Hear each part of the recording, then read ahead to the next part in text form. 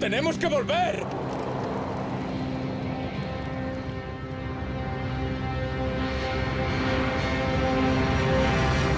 Laboratorio de Investigación de Series. Teníamos que volver.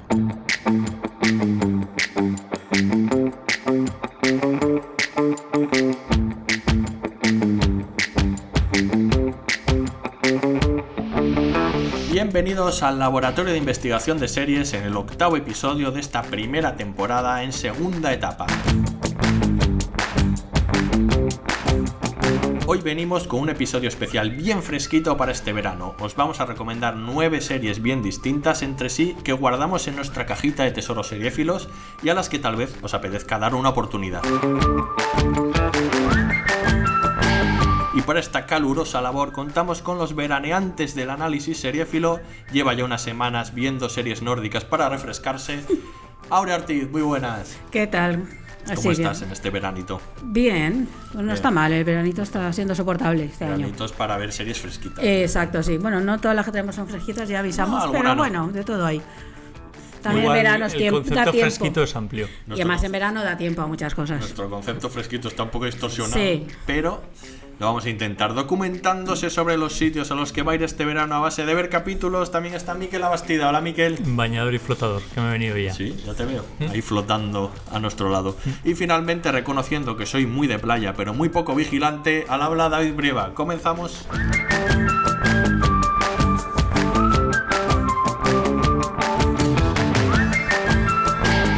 Este podcast contiene spoilers.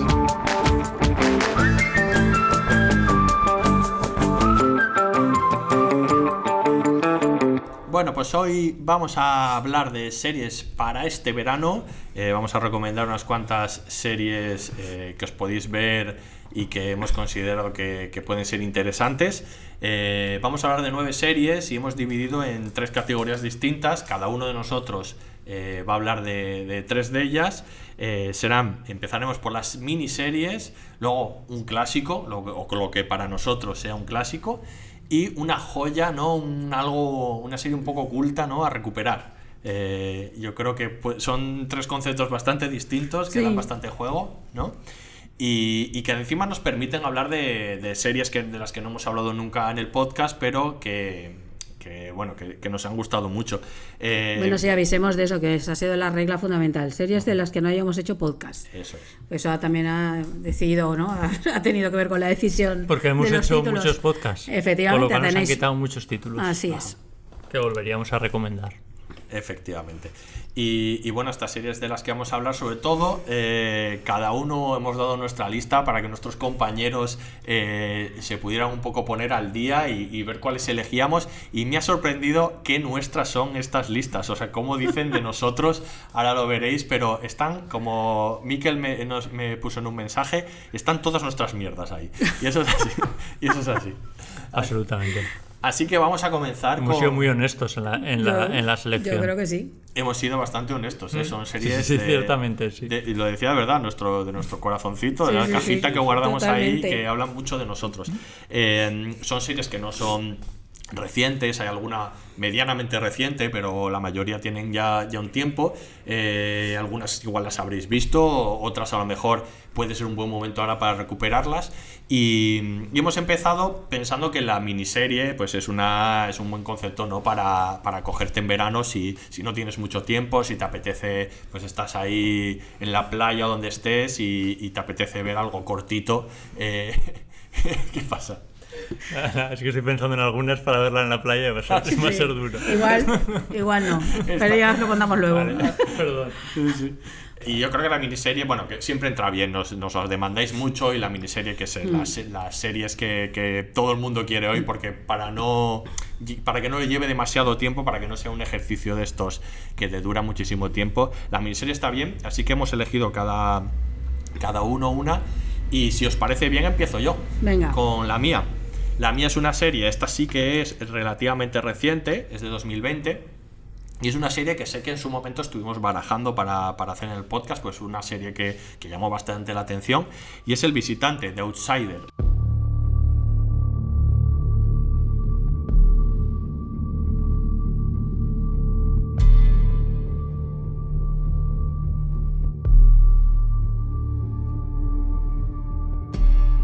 por lo que sea hubo una pandemia y no la hicimos. ¿Sí? Sí, eso fue exactamente lo que 2020 pasó. Tuvo que ver con la pandemia y además es que el tema del contagio está en la propia serie, ¿no? Una serie que a mí me gustó mucho, es una serie creada por Richard Price, que bueno, muchos reconoceréis porque es uno de los guionistas famosos de The Wire. Él ha escrito con David Simon The Wire y The Deuce, y también con Steven Sailan, del que hemos hablado hace poco, escribió The Night Of, es el otro creador de The Night Of. Siempre muy interesante, es un gran escritor, y en este caso hacía una adaptación de una novela de Stephen King, lo cual era muy raro para él. Es un tío nada pegado al elemento sobrenatural o de terror, es más bien realista. Ya veis que con estas otras series con su punto social y demás está un poco fuera de su zona de confort, pero precisamente yo creo que eso va a ser uno de los valores interesantes de cómo se lo lleva ahí, ¿no? A ese terreno. También participa en su escritura de Dennis Lehane, que es otro escritor, otro de los de The Wire, un gran escritor de thriller y de género negro, que también le aporta ahí su parte de su punto, ¿no? a la serie. Y bueno, tenía un reparto interesante con Ben Mendelsohn, que es el protagonista, pero estaba Jason Bateman, que además es director de alguno de los capítulos, ¿no? Y es una adaptación muy libre de la novela de Stephen King. La novela de Stephen King lo trata más a la larga, digamos, y aquí hace una cosa un poco extraña, que es adaptar como prácticamente la mitad de la novela en los 2 primeros episodios y el resto de la novela en los siguientes 8. Porque ahora si queréis lo podemos hablar un poco, pero porque consideraba que hay un personaje, que es el personaje de la investigadora, que aparecía muy tarde en el relato, algo que en literatura puedes hacer, pero que en series es un poco más complicado introducirle tan tarde. Y bueno, es una serie que tiene un elemento sobrenatural, que la sinopsis, para quien no la haya visto, trata de que hay un asesinato de un niño, es el típico thriller, ¿no? Con investigador, en el que está por un lado absolutamente demostrado quién es el culpable, pero por otro lado está absolutamente demostrado que esa persona estaba en otro sitio.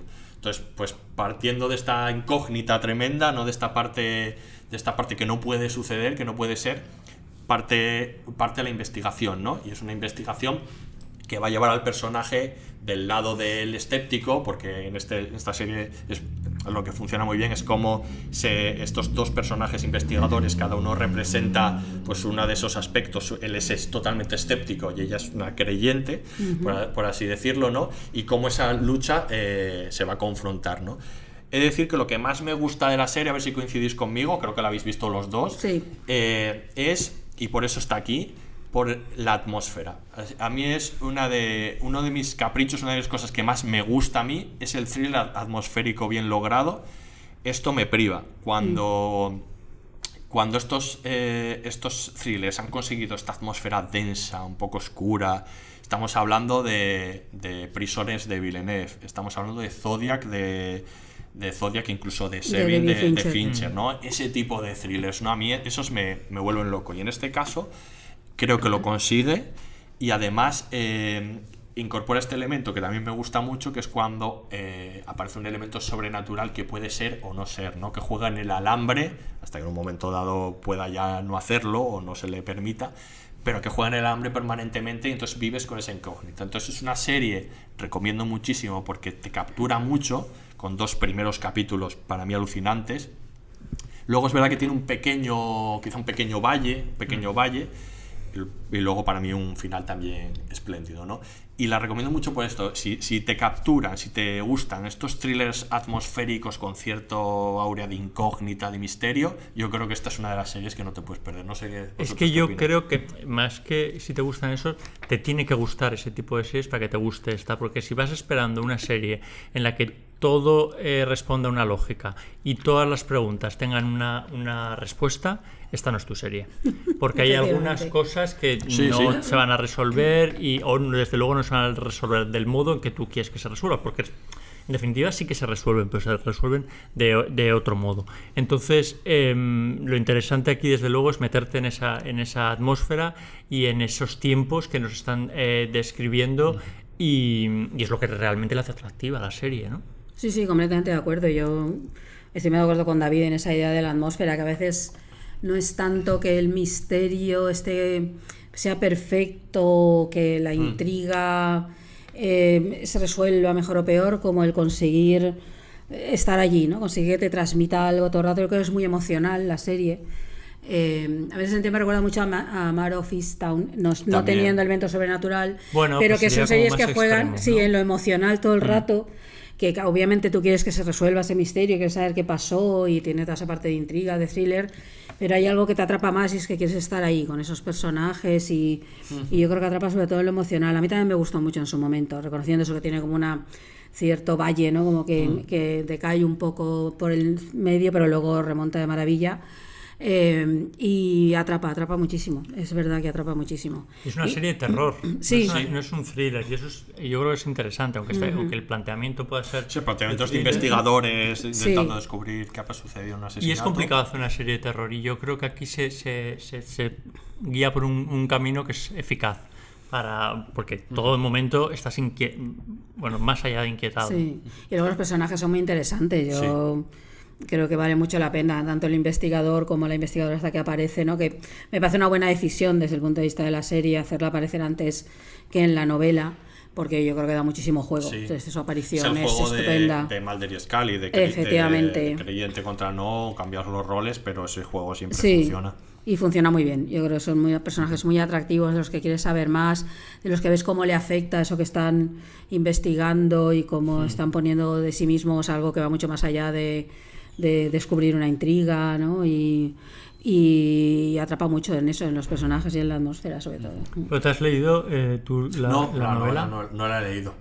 Pero otra cosa que me gusta, que lo has dicho tú, Miquel, es el ritmo, ¿eh? O sea, el ritmo pausado, que probablemente habrá muchos televidentes que les tire para atrás. Aquí somos muy de ritmo pausado, ¿eh? Si está bien contada, nos está bien hecho, en esta serie me parece muy de es un gozo. Yo creo que aquí juega mucho a su favor. Además es una serie que sabe romper en determinados momentos con escenas bastante potentes y adrenalíticas. O sea, decir, el comienzo no es así, desde luego es verdad que se para un poco, pero tiene un ritmo que ayuda a construir esa atmósfera. O sea, y que eso, que no deja de tener sus momentos. Recuerdo uno en un coche terrorífico. No ya voy a entrar más porque no vamos a spoilear, pero bueno, el final es magnífico. Entonces yo creo que el ritmo también ayuda mucho, ¿no? A construir esta atmósfera. Y bueno, en fin, es una serie que yo recomiendo mucho para que nos guste este elemento así de un poco de terror sobrenatural con investigación. Yo creo y atrapa mucho. Yo creo que es una serie que entras en ella rápidamente y te atrapa, tienes ganas de volver de ver otro capítulo y de avanzar y de seguir con ella. Yo creo que que es muy buena en ese sentido. Indudablemente pues tiene algunos de los clichés de policía con trauma del pasado, etcétera, ¿no? Que de los que no se puede huir casi. Parece que no. En las series, ¿no? Y luego hay un elemento interesante que es que el personaje de la investigadora es un personaje habitual de las novelas de Stephen King, ya ha salido en varias, en Mr. Mercedes, por ejemplo, y el creador de la serie, Price, ni lo sabía. O sea, quiero decir, tampoco le importaba mucho construir una continuidad en el universo Stephen King, y hay que decir también que a Stephen King le volvió loco la adaptación, le gustó muchísimo por dónde la había llevado, a pesar de que es, ya te digo, muy poco fiel en ese sentido. Y si Stephen King da el sello de Seal of Approval aquí, pues entonces... Pero creo que Stephen King tiene una cierta como generosidad intelectual, ¿no? Me da la sensación. Absolutamente. Pero que no le importa... Es un entusiasta. Sí, de la ficción, y él lo que quiere es que le cuenten historias y pasarlo bien, y entonces yo creo que aunque se hayan desviado de su novela incluso, ¿no? Si le gusta la serie... Suerte, Stephen King. Sí, eso es verdad. Hay adaptaciones de todo tipo, pero es que algunas de sus adaptaciones que encima se han desviado un poco de la novela o han hecho una traslación a la pantalla diferente, es que han salido muy bien. Eso es verdad. Sí, bueno, y hay un montón de ellas que son desastrosas también. Claro, pero es que tiene también mucho material Stephen King, entonces es difícil, pero yo creo que es un autor que ha tenido más o menos suerte. Pero es verdad que es generoso con su obra y con la obra de los demás. Sí. Pero esa generosidad de un autor de reconocer que, mira, me has adaptado, me has cambiado cosas, pero me parece que está fenomenal, oye, adelante con ello, ¿no? Esto me gusta mucho. Pero en este caso es que yo no he leído el libro, pero eleva el concepto concepto seguramente que pretendía Stephen King Sí, en la el combinación texto. del creador de la serie yo creo que le da ahí un Claro. interés especial, ¿no? Al no ser un creador de género, por así decirlo, ¿no? La combinación es muy interesante. Bueno, para los que la queráis ver, hay temas muy interesantes ahí. El contagio, que precisamente en ese momento en el que salió era una casualidad también interesante. La soledad, habla mucho de la soledad, del miedo al otro. Bueno, en fin, habría temas ahí para discutir en un podcast más largo, pero que os pueden interesar también. Así que os recomendamos, o yo recomiendo personalmente, El Sí, Visitante. pero que, Miquel y yo también nos la unimos. recomendamos. Sí. por otro lado, se me olvidó decir que la podéis ver en Max. Está en HBO, es una serie de HBO.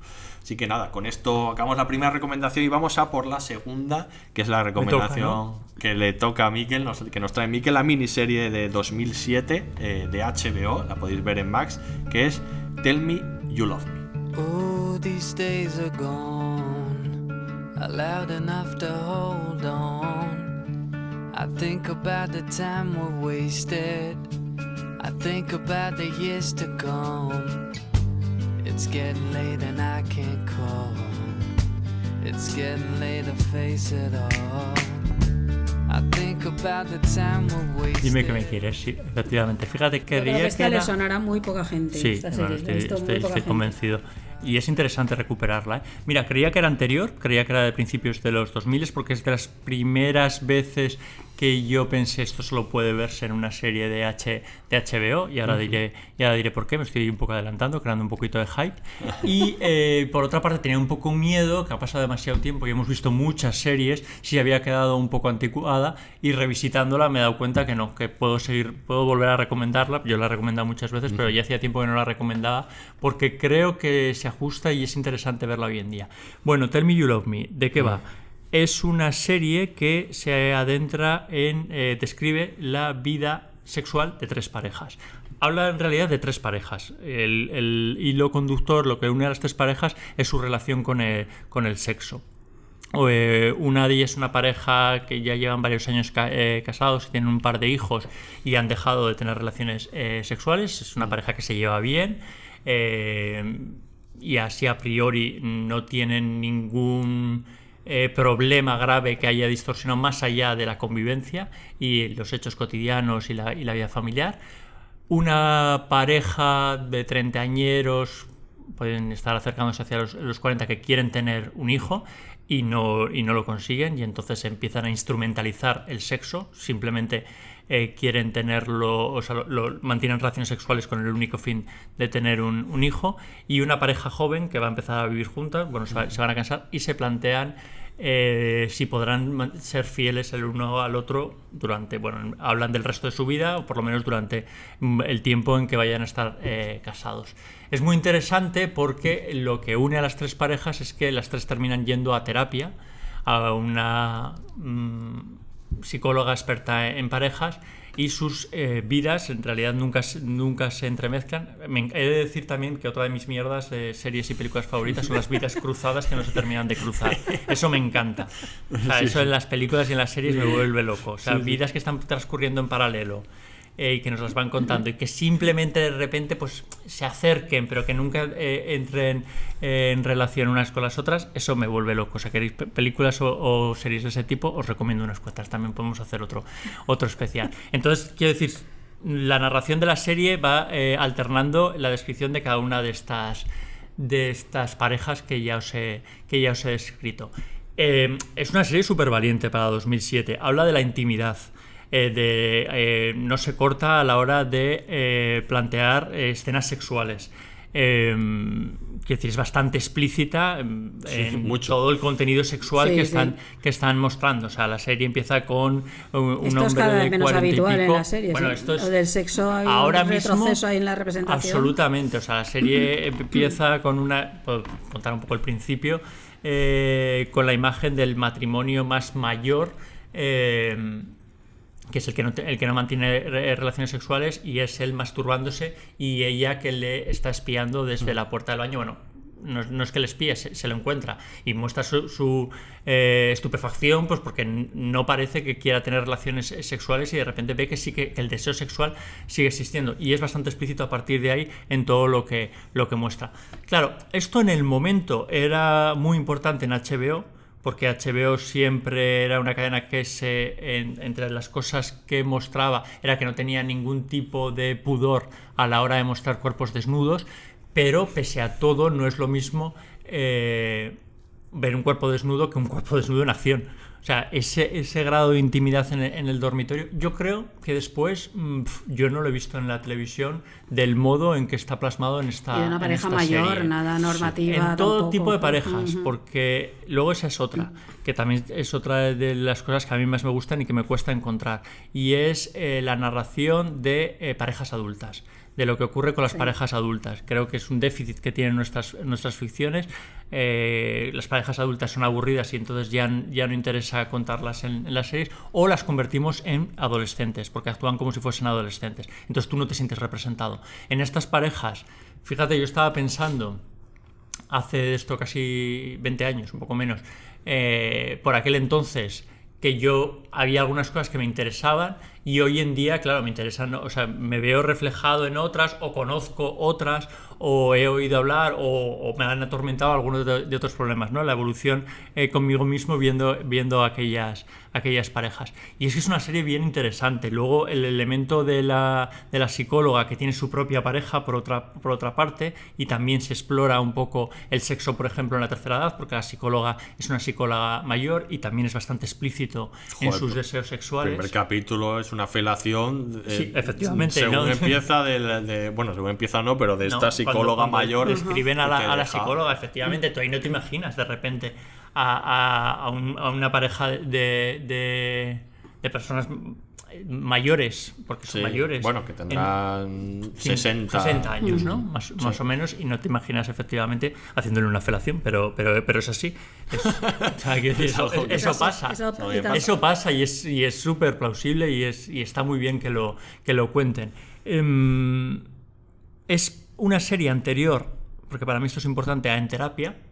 Porque para mí conecta un poco con esa serie. Conecta mucho. Sí. Y si la habéis visto En Terapia, yo os la recomiendo completamente, porque reconozco que cuando yo la vi en su día, me gustó mucho y me quedé con ganas de más. Es interesante que solo tiene una temporada porque la creadora le ofrecieron hacer una segunda temporada, pero dijo que ella creía que ya lo había contado todo y que no había necesidad de seguir creando, o sea, creando para ir más episodios. Y como el año siguiente, porque es en 2008, porque lo he mirado, salió En Terapia, que me volvió loco, sobre todo la primera temporada, y yo me la devoré. Y conecta muy bien. La creadora es Cynthia Mort, que era guionista de series de los 90 como Roseanne o Will and Grace, y de repente pegó este girito, por lo que sea. Bueno, ya apuntaba maneritas. Claro, ahí en esas tramas seguramente sería de las guionistas que intentaba meter algunos hilos, y aquí tuvo la oportunidad de hacer la serie que quiso. Que después tampoco desarrolló una carrera especialmente interesante, pese a que ahí apuntaba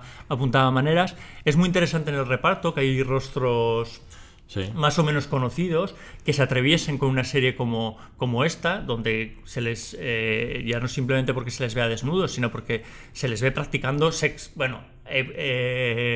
en escenas donde supuestamente se está practicando sexo. Está nuestro amigo Adam Scott. Está Adam Scott y que su pareja es Penny de Perdidos. Efectivamente. Que ahora entenderás por qué yo tenía un poco... Bueno, igual no lo entenderás porque tú has visto un capítulo de David. Pero yo... ¿Tierney es? Sí. Sonia Walger. Sí. Yo la odiaba un poco en Perdidos cuando la vi, porque este personaje es un poco odioso en Tell Me You Love Me. Sí, porque ella es forma parte de la pareja que quiere tener un hijo, que en realidad es ella la que quiere tener un hijo. Él, tiene cierto interés, pero no está obsesionado como es ella. Y eso, claro, causa un malestar en la pareja evidente.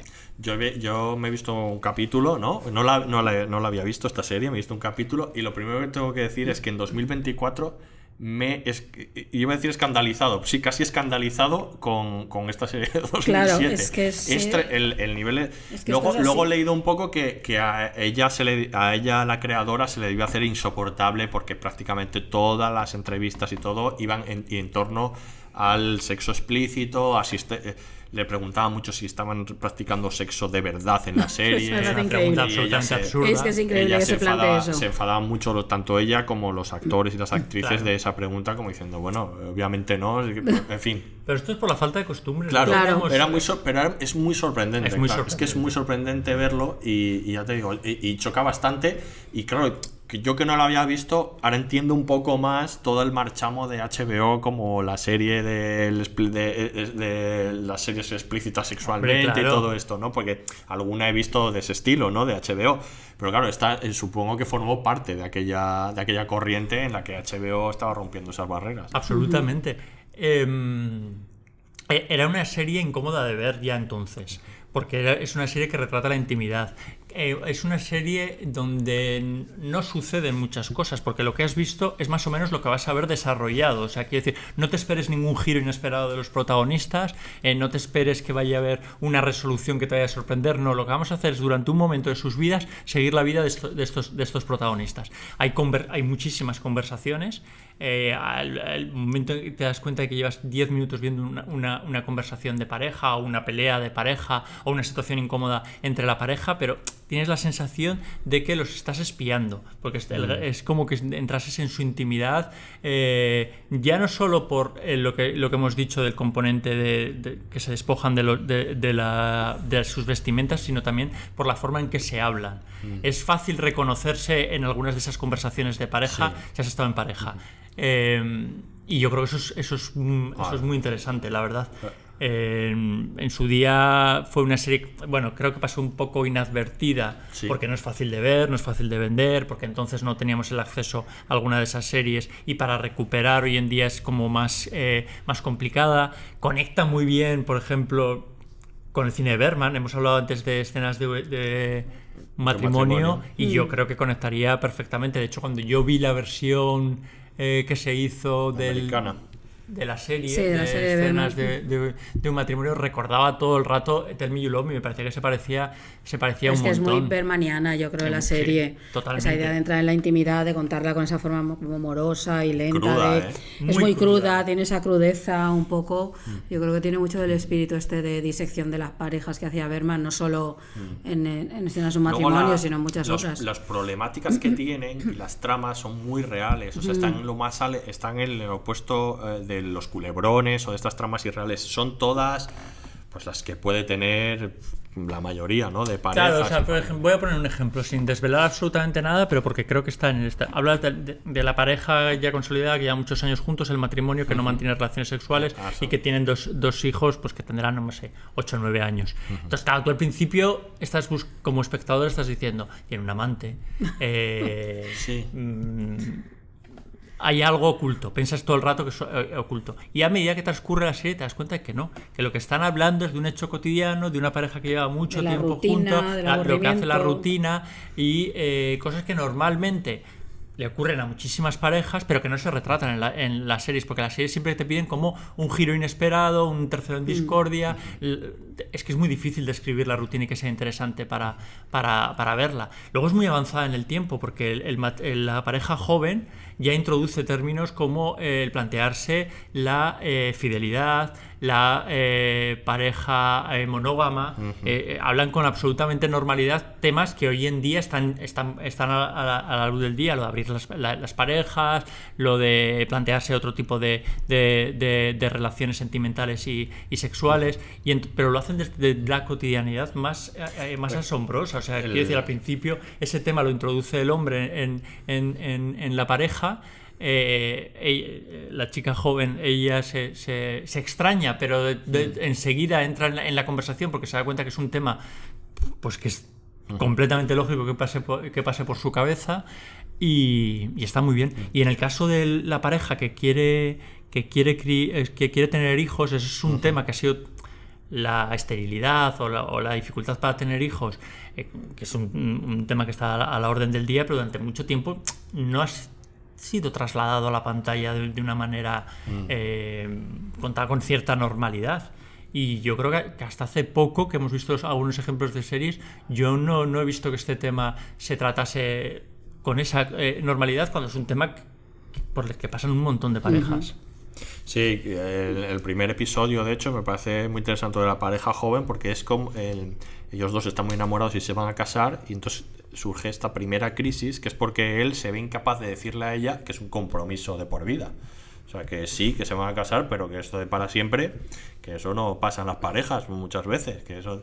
Y entonces ahí ya introducen ese tema y ese conflicto y esa discusión. Y luego otra cosa que me gustó al verlo, están que bien elegidas están también a nivel de clase, o sea, social, porque la primera pareja es una pareja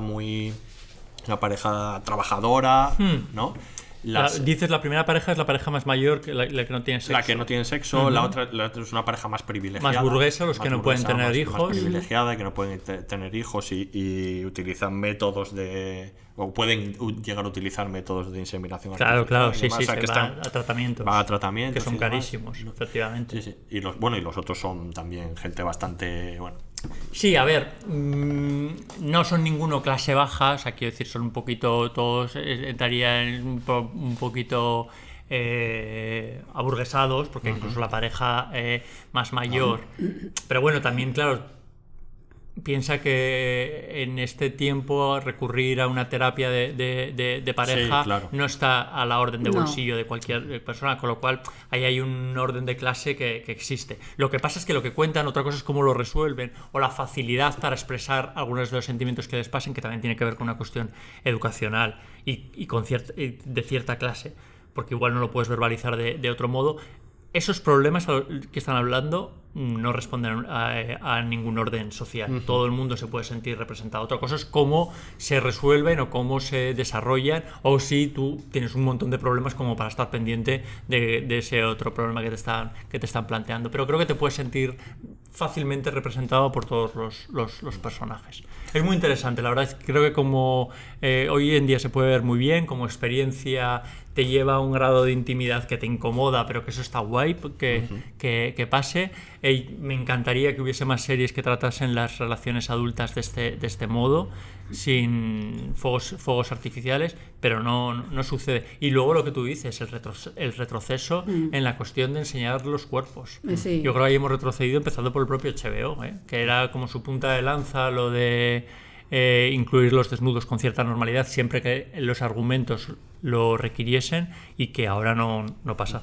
No tanto incluir los desnudos como incluir el sexo de una cierta manera. Me refiero, en Juego de Tronos hay desnudos y muchos problemas ha tenido. Bueno, cada vez menos, es cada verdad. vez menos, ¿eh? Sí, pero como estamos más asociados a ese concepto como de espectáculo o algo así, o de provocación, y no esta manera de... El sexo cotidiano y el desnudo cotidiano, porque cuando tú estás en la cama con tu pareja, estás desnudo. Si estás practicando sexo, quiero decir. No te mantienes la parte de arriba como muchas mujeres en las series, o pones la sábana de un modo en que no se vean los cuerpos. Sí. Esto desde luego en esta serie no existe, pero en la mayoría de series antes por lo menos se disimulaba más. Ahora directamente ves esas cosas que te sacan completamente. A mí me saca completamente de la situación, completamente. No estáis cómodos. Yo entiendo que ha habido... Eso no puede estar, claro, que hay un cuidado a la hora de mostrar, es verdad, que tiene que ver pues con algunos excesos que ha habido en rodajes y ese tipo de cosas, pero esto está llevando a escamotear la representación de algo esencial del ser humano.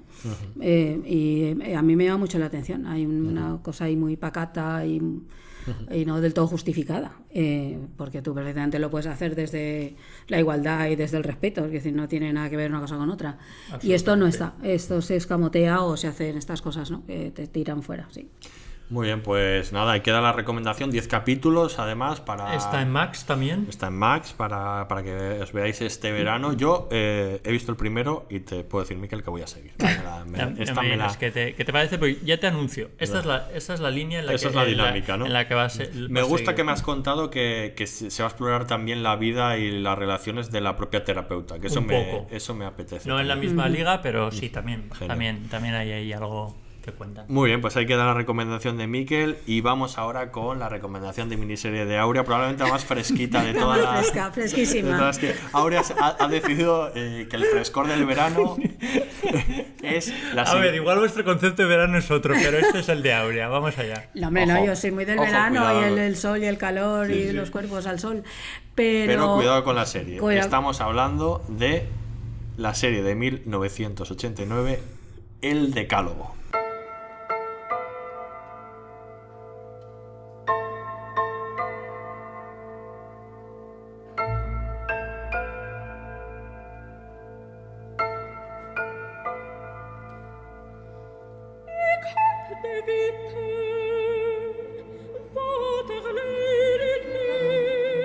De Krzysztof Kieślowski, sí señor. Eso es. A ver, es que cuando dándole vueltas al planteamiento este que habíamos hecho, de pronto, pues tiene que ver con que en el momento en que estamos grabando esto, pues se acaba de reestrenar en los cines la trilogía de Kieślowski. Maravillosa. Sí, azul, rojo, ¿no? 3 colores, azul, rojo y blanco. Justo ahora se ha estrenado azul y ahora en el largo de julio llegarán las otras.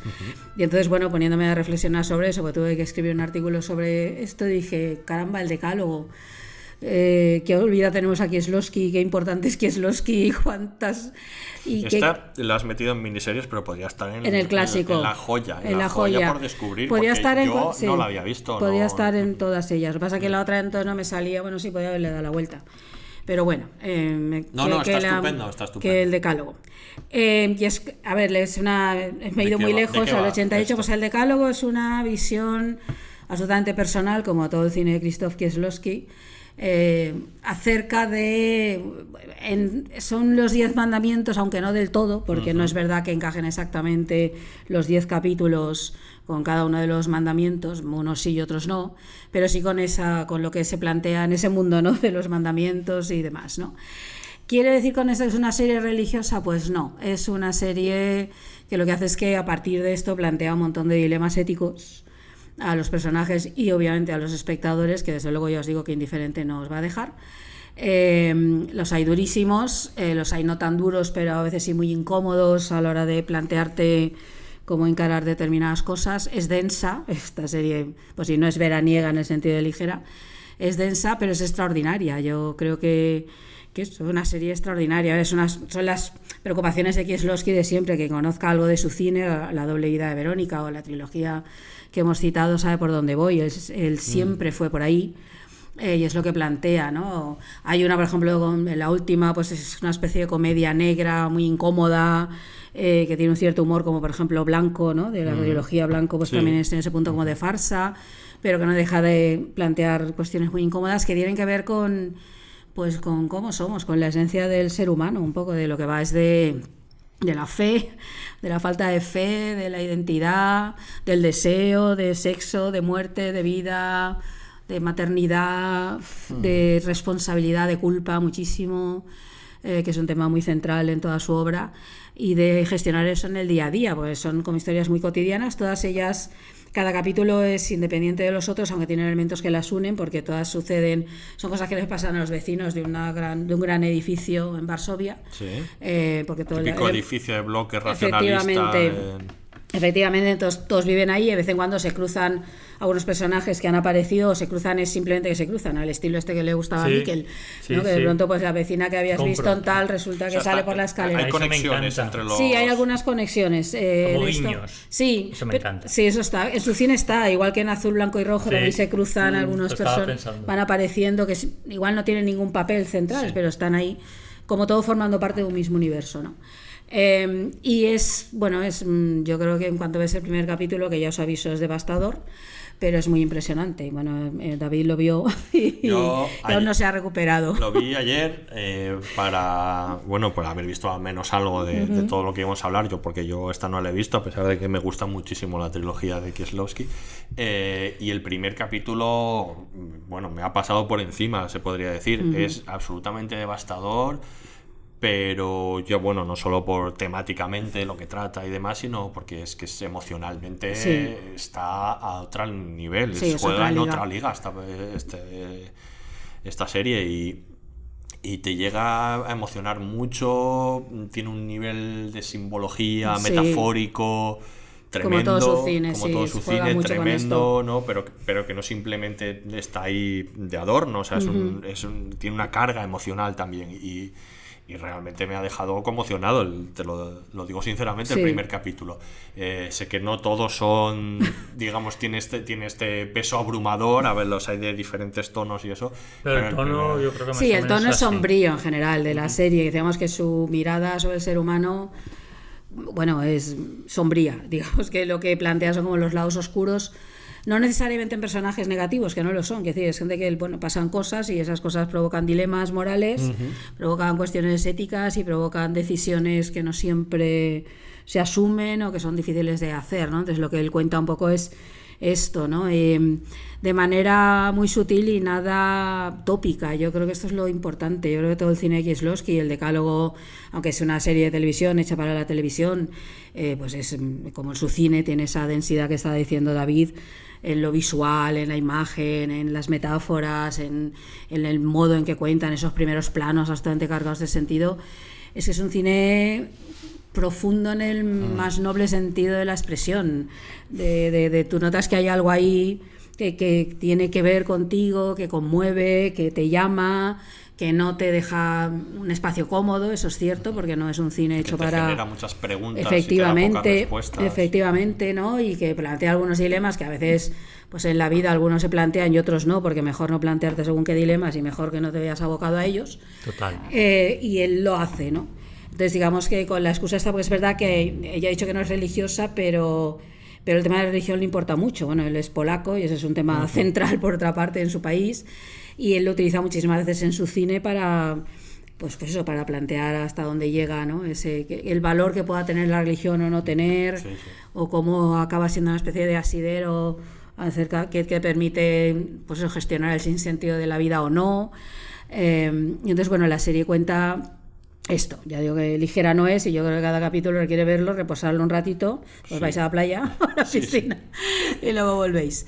Y son esos 10 capítulos de 1 hora, 2 de ellos se convirtieron en largometraje, No amarás y no matarás. El 5 y el 6. El 5 y el 6, efectivamente, que se presentó en varios festivales, es una obra premiadísima.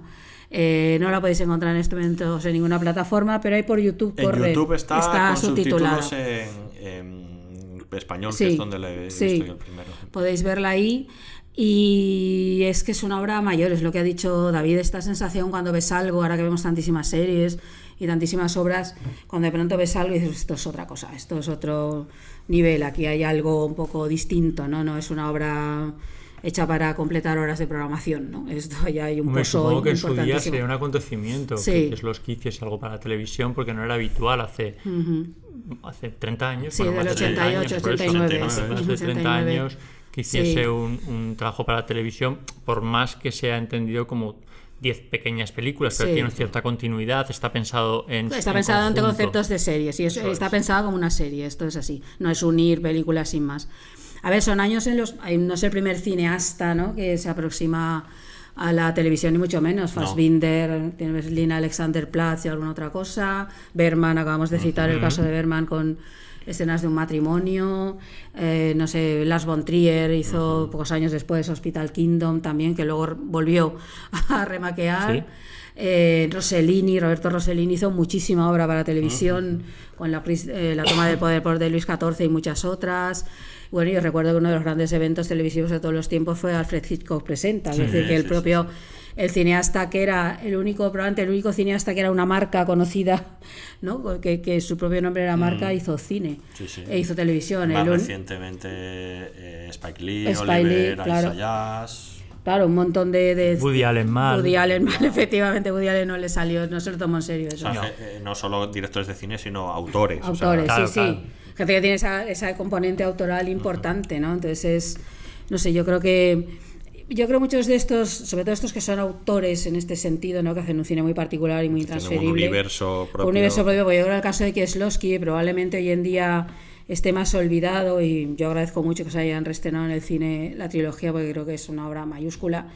Tiene que ver un poco con que tienen pocos continuadores, porque su mundo es tan personal y tan propio que es muy difícil luego, ¿no?, que haya ahí, que sea alguien a quien referirse. Entonces está olvidado hasta que de pronto alguien lo cita y dice, caramba, es verdad, Kieslowski es muy importante, ¿no? Y hay como que recordarle, ¿no? También tiene que ver con que su obra hace pocas concesiones a la comercialidad, es cierto, y pero él está en su mundo. La trilogía cinematográfica a la que has hecho referencia fue muy celebrada, y de repente fue un acontecimiento por el que tenías que pasar para ver, conociese su obra o no, y no era un autor que estuviese a la orden del día todo el mundo, quiero decir, y de repente todo el mundo vio Azul Sí. Y seguramente mucha gente siguió viendo las siguientes, sí. rojo y blanco, ¿no? Sí. Bueno, que tienen que ver, son los colores de la bandera francesa, cada color asociado a uno de los lemas. El azul a la libertad, el blanco a la igualdad y el rojo a la fraternidad, solo que, digamos, tratados de un modo poco convencional, esos conceptos. Yo se creo parece que fue a nada que os vi de parezca. Kieslowski y me abrió un mundo... Sí.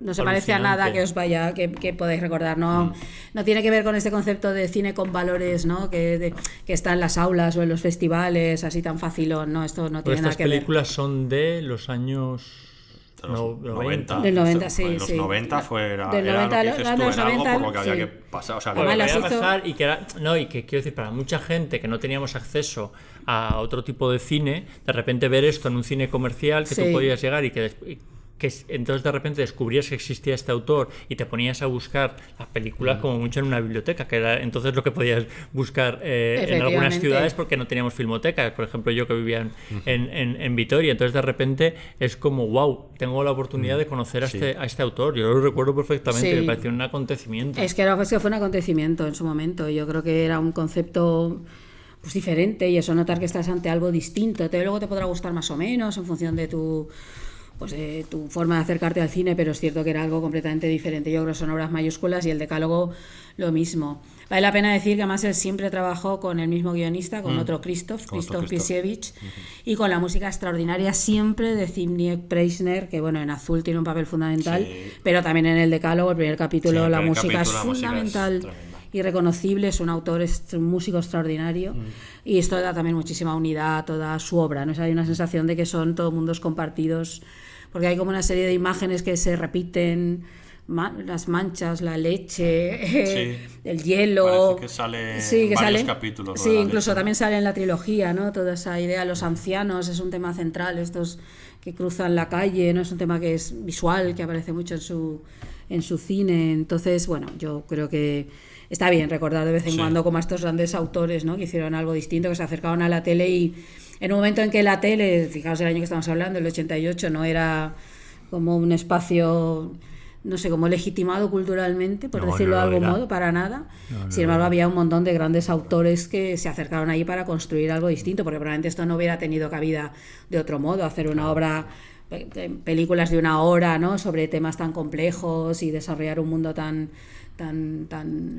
amplio y tan vasto como el desarrollo ahí, ¿no? Entonces, bueno, yo como recomendación, pues no muy veraniega, pero yo creo que eso, algo una vez en la vida vale la pena ver el Decálogo. Sí, lo que os apetece este verano es, yo lo que necesito es algo dotado de contenido que me haga reflexionar, pues esta es la miniserie que tenéis que ver. Hay que decir que he leído que Kubrick declaró que no se le ocurría en ninguna otra obra maestra del audiovisual que no fuera el Decálogo. El Decálogo. Sí, bueno, es una obra admiradísima por muchos cineastas. Es este tipo de cineasta absolutamente admirado por muchos cineastas, que luego no pueden reproducir su mundo porque es un mundo muy particular, pero es verdad que reconocen ahí a alguien que, claro, que está como en otro lugar completamente. Está en otro universo, otro nivel, es otra liga. Él juega aparte. Es otra liga, pues esto. Muy bien, pues nos quedamos con esa, que es la última de las miniseries que vamos a recomendar. Y vamos a pasar a los clásicos, que clásicos tenemos muchos, que nos hubiera gustado hablar, pero pues hemos tenido que quedarnos solo con 3. Vamos a empezar en este caso con el clásico de Mikel Labastida, que nos va a hablar de una de sus series favoritas de los últimos años, porque también es de la mierda que a él le gusta, que es Line of Duty.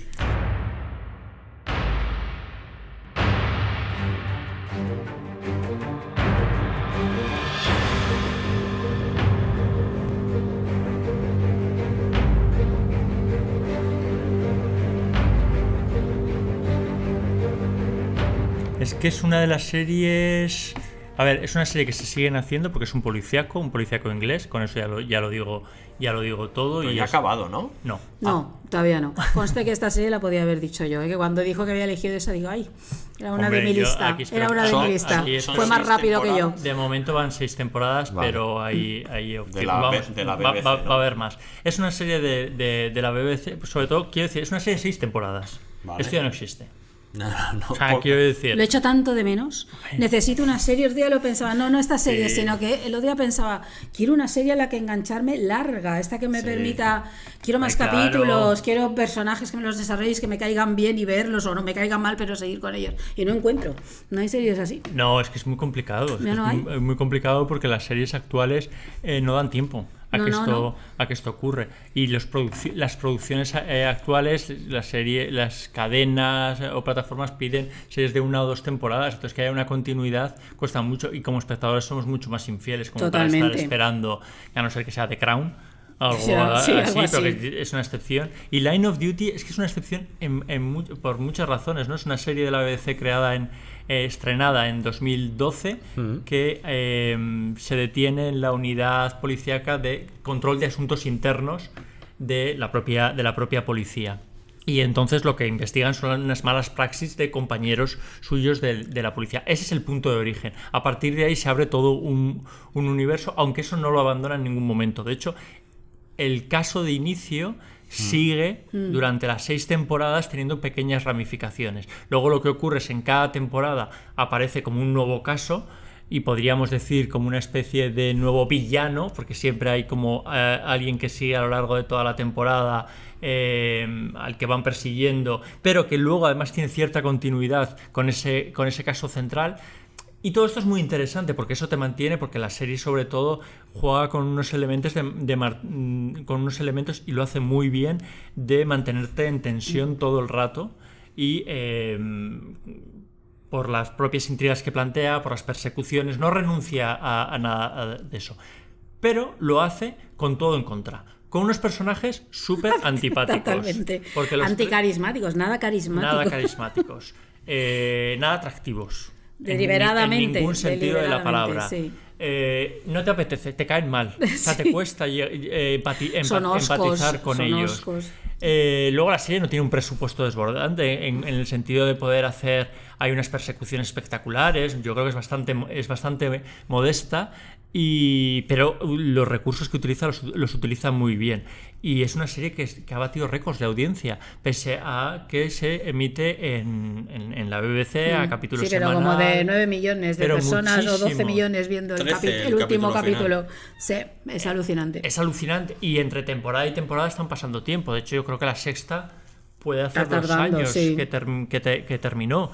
Con lo cual es difícil, cuando vuelves a engancharte a la serie, recordar, pero enseguida te sitúan muy bien, y tampoco tienes mucha necesidad de que te cuenten...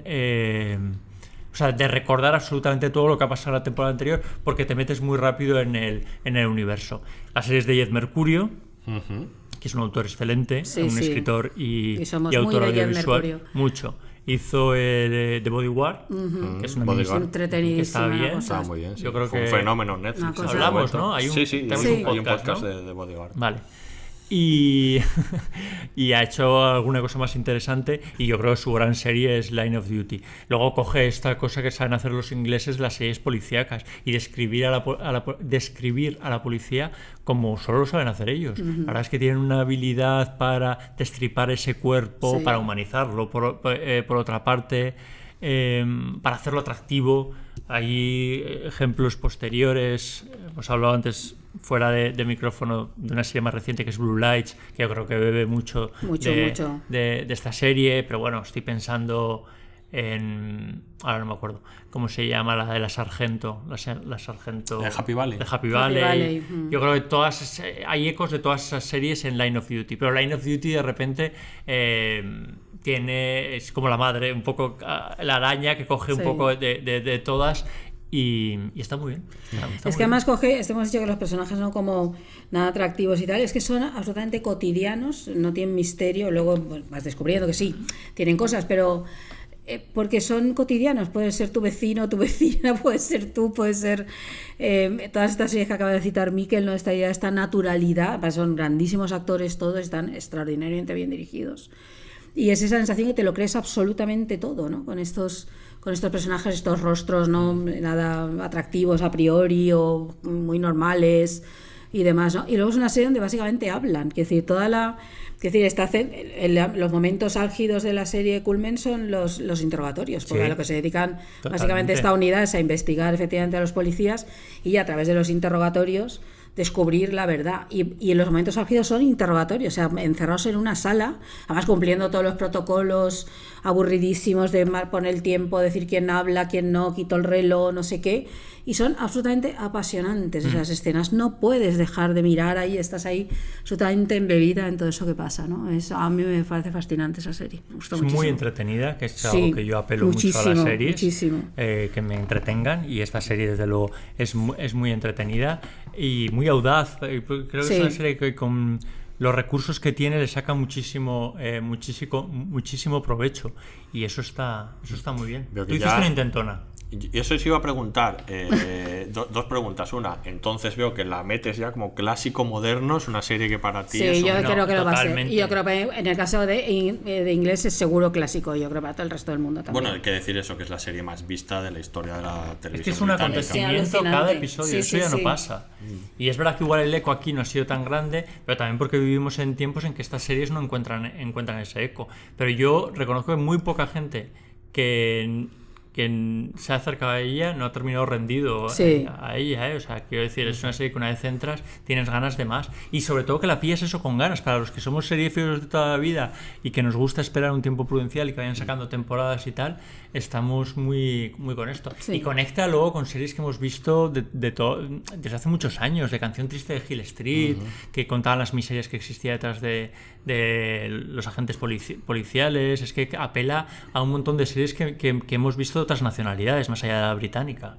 Y yo, que me he visto la primera y no me enganchó, o sea, ¿me recomendéis seguir? Porque pues yo creo que no te pilló en algo estaba pasando en tu vida, porque me parece raro que no, o sea, es que no termina de cuadrarme porque no te enganchó. Es que no lo entiendo. El primer caso no me...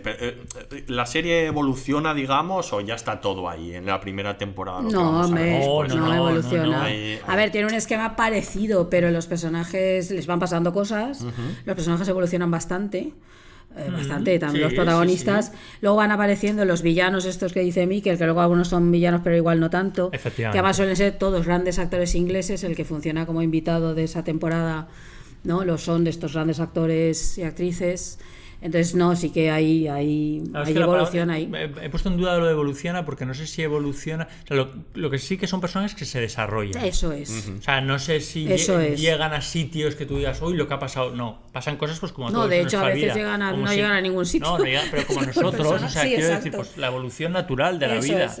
Que te sitúan, según cómo vaya transcurriendo la vida, te sitúan en un lugar u otro. O sea, son evoluciones o desarrollos lógicos, y los vas conociendo más y les vas poniendo en nuevas tesituras, desde luego, y luego su relación es muy interesante, porque son relaciones difíciles, no sabemos exactamente, nunca llegan a ser amigos ni parejas, ni son relaciones laborales, pero claro, de personas que pasan mucho tiempo juntos, que hacen un trabajo muy intenso y que hacen muchas renuncias a su vida personal en pos de ese trabajo. Eso es muy interesante, porque muchas veces esas series profesionales desarrollan ese concepto del grupo que trabaja como una familia, ¿no? O como un grupo, una comunidad, y aquí esto no se da.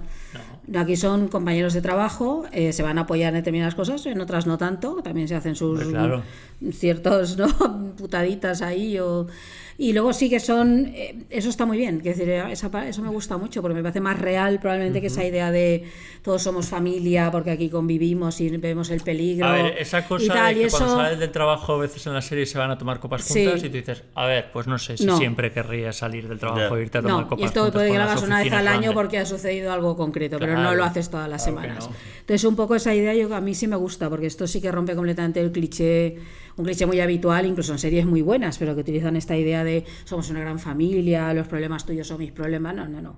Aquí cada uno es un individuo, a veces están más cercanos y a veces están más lejanos, a veces compiten, a veces colaboran. Claro. Digamos que sí tienen claro esta idea del sentido del deber, que por eso se llama así la serie, pero aún así tienen sus cosas. A mí eso me gusta mucho, porque creo que se parece mucho más a la realidad que no este concepto, ¿no?, de la gran familia aquí luchando No, por el bien y la justicia. Series policíacas siempre es bien. Sí, Quiero eso decir, sí. Para mí, o sea, quiero decir... Británicas es Buah, más eso mejor. Ya eso es gozo. Sí, eso es más Yo mejor. eso gozo.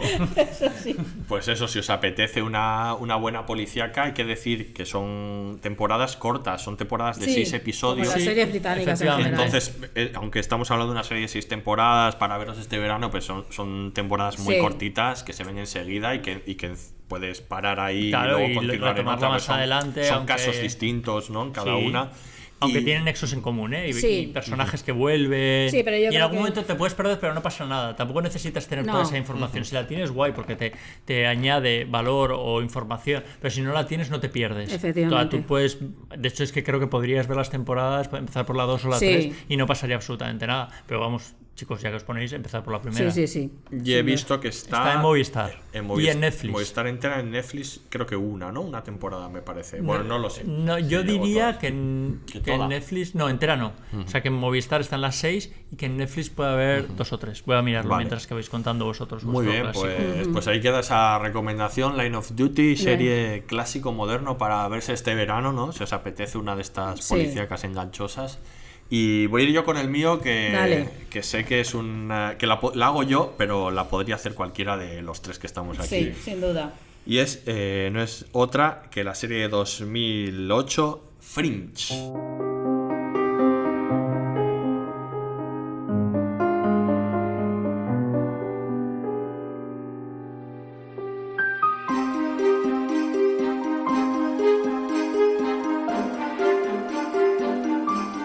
Qué maravilla. Nos gusta Fringe. Fringe, esa serie que tuvo 5 temporadas, de 2008 a 2013, y que es una serie de Fox y que en España se puede ver, la podéis ver en HBO Max ahora mismo. Creadores de la serie, pues un JJ Abrams que venía de hacer Perdidos y ella tenía un marchamo de creador de series de éxito, aunque muchas de ellas se estrellaban. Pero bueno, ahí estaba él con Alex Kurtzman y Roberto Orci, que son los creadores que luego ejercerán de showrunners de la serie. Jeff Pinker, de la temporada 1 a la 4, que luego en la última este hombre se fue. Y se quedó solo Jay Wyman, que también era co-showrunner con él, se queda ya al cargo solo en la última temporada, ¿no? Es una serie, quiero decir que es una serie de las de antes. Es una serie... De esas de engancharse, de las que yo necesito. De las de engancharse, a la que hay que hacer una serie de advertencias, aunque es una serie absolutamente maravillosa en mi opinión. Hay que hacer una serie de advertencias para el espectador de hoy. Es una serie de temporadas largas, de más de 20 episodios cada temporada, de capítulos de 45 minutos. Y que respondía, bueno, pues a lo que era una serie de network de la época, que son un concepto de procedimental, sobre todo al principio, capítulos autoconclusivos, que emulaba de alguna manera a lo que venía siendo series como puede ser Expediente X. Sobre todo ¿no? Expediente Son X. fundamentalmente Expediente X, aunque algunas otras. La trama, ¿de qué se trataba? Bueno, pues era una agencia, digamos, secreta, que investigaba casos paranormales, que estaba compuesta por Walter Bishop, que ejercía este papel de científico loco, del que luego sabríamos mucho más. Olivia Dunham, ¿no? Interpretada por la maravillosa y bellísima Anna Thorpe, uno de los principales motivos para mí de empezar y de seguir viendo la serie. Y ¿cómo se llama? Peter Bishop, Joshua Jackson, al que conocíamos de Dawson Crece, por ejemplo, que era el hijo, y que este personaje empieza siendo escéptico, ¿no? Y que bueno, que al final establece ese papel de pareja con cierto interés o no con Olivia Dunham, y su conflicto con su padre, ¿no? Pues son casos de ese estilo, al estilo Expediente X paranormal. Lo que pasa que en este caso, más que, digamos, ligados a lo sobrenatural, están un poco vinculados con la ciencia, Sí. siempre, ¿no? Que es un poco el Con tema los de la límites serie. de la ciencia, Con los ¿no? límites Hasta de la dónde ciencia, llega. porque Walter Bishop, que es este científico, ¿no? Que es del que parte un poco todos esos avances con los que se pueden estudiar todos estos casos. Pues bueno, es un científico y... Es como el Mad Doctor típico, Sí, ¿no? es el Un poco típico de las figura de este Mad tipo de... Doctor, o comienza siendo así, ¿no? Sí, Tenemos luego se desarrolla personaje muy lejos. excéntrico. Y bueno, ¿qué sucede con esta serie? ¿Qué tiene de particular? Aparte de muchos capítulos procedimentales a ese estilo que son muy buenos. Bueno, es una serie que no se puede diferenciar de, digamos, la evolución que tuvo en la propia cadena y con respecto a la audiencia. Es una serie que empieza siendo ese procedimental a largo plazo, que tiene una trama de fondo, pero que tampoco sabemos cuál es el plan que hay detrás, que van solucionando casos y vas conociendo más a los personajes, pero es una serie que siempre tuvo a lo largo de su historia muchos problemas de audiencia, y eso la llevaba a hacer cosas que no hubiera hecho habitualmente procedimental, como por ejemplo, pues de repente volcarse en la trama principal. El final de la primera temporada es clave. Probablemente, si muchos la veis hoy en día, veréis una primera temporada acostumbrados a series que queman trama, que os puede costar o que se os puede hacer larga porque hay mucho capítulo autoconclusivo, que no avanza una trama de fondo, pero ya en el final de la temporada la cosa se va de madre, vamos a decirlo, ¿no? Se pone encima de la mesa el tema principal ligado a la ciencia ficción de la serie. Y ahí cambia la cosa, porque de repente se vuelve una serie que a tramos, de manera siempre muy regular, se vuelca con la trama de fondo y con la mitología, digamos, de la serie. Siempre de una manera un poco irregular. Volvía de repente al capítulo procedimental y hacía varios, hacía un arco largo que tenía que ver con la trama de fondo. Eso siempre de una forma irregular, pero capturándonos mucho en eso. Entonces, ahí teníamos por un lado ese elemento de ciencia ficción que capturaba muchísimo y que era muy interesante, y por el otro yo creo que el elemento fuerte de la serie, que eran los personajes, la evolución de los personajes, sus relaciones y bueno, también sus interpretaciones, porque Anna Thorne está muy bien, pero el eje, el ancla de la serie era Walter Bishop, interpretado por John Noble, que siempre, todos los años se le pedía el Emmy y nunca lo nominaban, pero que hace una actuación fantástica, ¿no? Y bueno, a partir de esos elementos de ciencia ficción aparecen muchos traumas del pasado, elementos que hacen crecer muchísimo a los personajes, y de los que, si no queremos spoilear, pues cuesta un poco sortear y hablar de todos ellos, pero es verdad que son muy sorprendentes. Entonces, si no la has visto, yo creo que es una de las series, y lo que te interesa fundamentalmente, tu punto de acercamiento sería el interés por la ciencia ficción, es una de las series para mí de ciencia ficción que hay que ver. Sin duda. A mí, por ejemplo, me parece toda la trama, la mitología de la serie me parece de verdad increíble, mejor que la de Expediente X, mucho mejor. Sí, muchísimo mejor. Está mucho mejor construida toda la trama central, que no aparte de aquellos extraterrestres, de la abducción y de Mulder y tal. Yo creo que esta es más interesante, es más bonita, está mejor desarrollada. No sé, yo creo que a mí, por ejemplo, me parece mucho mejor. Y los casos, pues tampoco están mal, es decir, los casos hay algunos chulísimos, unos estupendísimos, ¿no? Pues como pasa con la ciencia ficción, que te permite, claro, plantear algunas cosas, ¿no? Entonces, no sé, a mí me parece que está muy bien la serie globalmente. La serie es que tuvo dos problemas para mí. Uno, Perdidos. Ya, claro. ¿Qué es eso? O sea, quiere decir que la sombra de Perdidos era muy alargada para el creador, que es el de Fringe, y todo el mundo buscaba un Perdidos, y esto no tenía nada que ver. No. Es una serie totalmente diferente. Y luego lo que has contado es que, quiero decir, aunque es muy interesante la primera temporada, es que al final de la primera temporada de repente se abre un mundo. Y lo aprovecha. Bueno, sí, lo aprovecha maravillosamente. Es como, wow. Esto es otra cosa. Sí. No o sea, aunque tú estabas confortable transitando esa primera temporada, después te introduce en una rama superior. Lo que me refiero, que no es estas series que han tenido una primera temporada floja y te meten un giro al final de la temporada que te dices, ahora tengo que ver la segunda, y la segunda cuando la ves es una decepción. No. Abren ese mundo, dan el giro. La segunda y la tercera son espectaculares. Hay que decir eso, el tramo probablemente más increíble de la serie, estamos hablando segunda, tercera temporada, donde es absolutamente brillante, la escritura interesantísima, los personajes crecen. Luego sigue siendo una serie buena hasta el final, que yo creo que tiene ciertos problemas en la última temporada, aunque yo creo que la última fue un regalo para los yo creo que podía no haber existido, pero yo creo que hicieron una especie de regalo para los que fans. Sin spoilear nada, a pesar de que quizá la última temporada tiene ciertos problemas por diversas causas, el cierre de la serie, cierre estricto, me pareció maravilloso. Un cierre absolutamente maravilloso, y que es muy recomendable. Yo creo que al espectador de hoy quizá le costará, porque ya no es estos procedimentales, ¿no? Ya no los tenemos tan larguísimos, además. Bueno, temporadas, ya les digo, 22, 23 episodios. Sí, es complicado. ¿No? Pero si eres amante de la ciencia ficción, por supuesto, o sea, la tienes que ver. La tienes que ver, porque en esas pequeñas piezas autoconclusivas hay joyas, hay ideas brillantísimas que implican con la ciencia y con avances de la ciencia. Y bueno, como personajes. Y te vas a quedar con los personajes. Sí, te vas todos, a quedar todos. con- Y los secundarios incluso. Sí. Todos. Sí. Todos. Vale mucho la pena. Muy bien, pues. Nada, esta sí que es muy de verano, podéis verla. Esta de sí verdad, es muy de verano. Hombre, aprovechando, si hay vacaciones, Sí. tienes tiempo, pues yo creo que te abre a un universo que está muy bien. Fringe, para todos aquellos que la hemos visto, para todos es Sí. una obligada. O sea, Y es una gozada, está en es que nuestros corazones. es una gozada, sí, vale la pena verla. Cualquier es persona que estupenda. conozcáis que haya visto Fringe os la va a recomendar con la misma pasión, Efectivamente. porque es lo que provoca, ¿no? Una serie fantástica para ver. Bueno, pues ahí queda esa segunda recomendación, Fringe. Además, la hago yo, pero la hago casi de parte de Sí, los de tres. todos, Sí, sí. sí. Yo creo que la hemos citado alguna vez. Sí. La hemos citado muchas veces, había ganas de hablar un poquitito más en profundidad de ella, aunque aquí, claro, no lo vamos a hacer con spoilers, No. que si hiciéramos con spoilers ya daría para un podcast Esto da para un podcast larguísimo, entero, da para un vamos, sí, podcast muy largo, ¿no?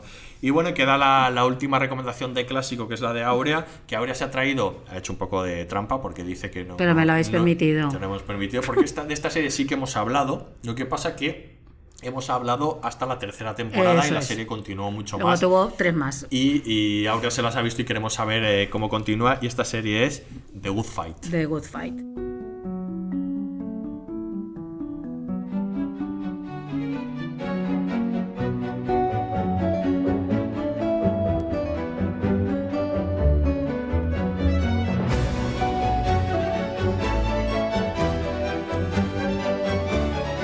Pues continúa maravillosamente bien, es que es una serie... 6 temporadas, hablamos hasta la tercera Sí, nosotros y tenemos... tuvo otras 3. Tuvo otras 3. Otras 3 más, sí, ¿verdad? Efectivamente. Y tuvo otras 3 magníficas, vamos, yo creo que... A mí es que me parece una serie imprescindible. Puedo, Aurea, el Es el amo. resumen, es que me acuerdo yo me quedé en la tercera, no sé si Miquel creo que también. No, en la tercera sí. Y recuerdo, por dejarlo un poco donde acabamos aquello, recuerdo que tanto a Miquel como a mí además, bueno, creo que era generalizado. Las 3 primeras nos habían gustado, pero la última, la tercera, se había vuelto un poco loca de aquella. Pues o sea, sí, como siguió que volviéndose loca, ya Había sabes. dado el salto este del tiburón que llaman, o sea, Sí. no, pero casi. Porque Me introducía elementos raros. Raros, O sea, que sí. desconcertantes, quiero decir, Entonces, la animación. a ¿no? partir de ahí, Sigue. ahora, ¿cómo sigue esto? Cuenta. Pues sigue. Digamos que esos elementos que eran desconcertantes ahí, al hilo de las 3 temporadas siguientes, encajan muy bien en lo que luego sigue siendo la serie. A ver, la serie, por situarnos. La Sí, serie es un ¿qué es? spin-off de The Good Wife. Ajá. La serie extraordinaria también de los King, de Michelle y Robert King, a Sí. los que yo tengo devoción absoluta. Sí. Y entonces, bueno, hacen a partir del personaje de Diane Lockhart, que interpreta a la gran Christine Baranski, pues le dedican cogen este personaje y deciden continuar ese mundo. Pero es bastante distinto, o sea, seguimos en el mundo de los abogados, recordáis que una serie de abogados, Sí. Pero digamos que hay otro tono, hay otra... Las temporadas también son más cortas y hay otro planteamiento. A partir de esta figura comienza siendo una serie, lo dijimos en el podcast, en la cual, bueno, al principio eso es la historia de esta protagonista de Diane Lockhart, que ella es una señora de 60 años, elegantísima y maravillosa, pero una señora de 60 años, una abogada negra que la acompaña y una abogada más joven lesbiana, digamos un poco como estos personajes femeninos como tal, pero esa importancia de esta diversidad que se mantendrá siempre, pero acaba siendo como lo de menos, porque luego la serie deriva por lugares muy insospechados y deriva sobre todo por hacer, yo creo, una reflexión pues en torno a la propia realidad de Estados Unidos en estos momentos. Entonces la serie se va volviendo loca conforme la realidad y la política de Estados Unidos se va volviendo loca. Y recordemos que empieza con Trump, ¿no? Claro, la serie empieza en el momento en que Trump gana las elecciones, con una Christine Baranski, con el personaje de Diane Lockhart viendo la tele diciendo es imposible, porque es una abogada progresista obviamente, Atónita.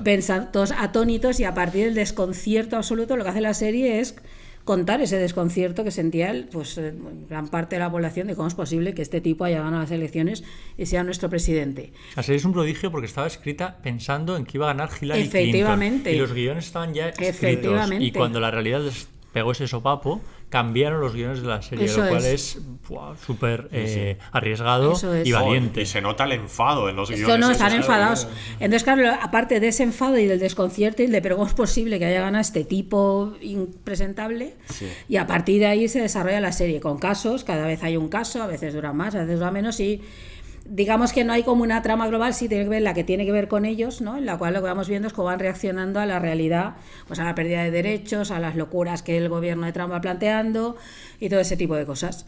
Y la serie avanza ahí, y lo que va avanzando es pegadísima a la realidad, es decir, aparece el asalto al Capitolio, o sea, conforme van apareciendo toda la muerte, ¿no? de Rodney King se llamaba, el chico este negro que mataron, o sea, va apareciendo todo, porque ella acaba trabajando como la única abogada blanca en un bufete de abogados negros, afroamericanos muy poderosos, pero que, digamos, defienden la causa afroamericana en un momento donde el racismo y tal se convierte en algo esencial. Entonces, es que es muy difícil de explicar, porque tiene un nivel de creatividad altísimo, como tienen siempre los King.